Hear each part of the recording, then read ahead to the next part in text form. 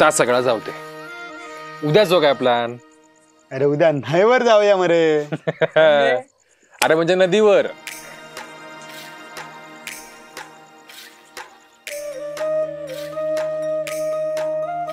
ही न्हय म्हणजे आमची आवय. गिरीच्या मस्तकातून गंगा येली म्हणतात ना, तशीच सह्याद्रीच्या डोंगरातून ही कोकणात येते. येताना झाडा पेडा पशु पक्षी वाघापासून नागापर्यंत सगळ्यांचीच ती आई. या नदीच्या काठावर ना एक वेगळीच ऊर्जा जाणवते. बालपणी तासन तास आम्ही या नदीत डुंबत असायचो. या वाहत्या नदीच्या पाण्यावरच आम्ही नारळ सुपारी मसाल्याच्या बागा फुलवतो.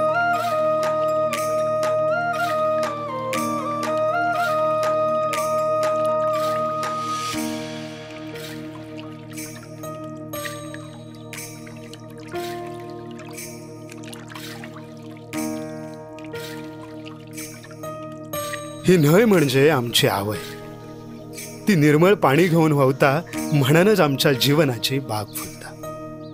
हे हिरवेगार डोंगर दिसतात ना आजूबाजूक, थयच तिचो जन्म झाला. हे डोंगर आमच्या पूर्वजांनी देवाची राय म्हणून जपले पूजले. पण कोणाची तरी वाईट नजर लागली रे माझ्या कोकणात.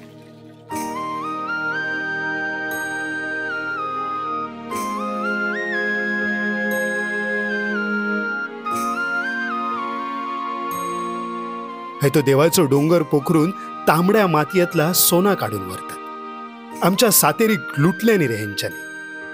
आम्ही समाधानात आनंद मानणारी साधी भोळी माणसारी. आमका काय कळतलो ह्यांचो विकास. पण येणाऱ्या पिढयेक आमचो शाश्वत विकास मात्र समजावून सांगूचो लागतलो. शेवटी कोकण आमकाच वाचवचा लागताला रे. आमकाच बनाचा लागताला राखणदार.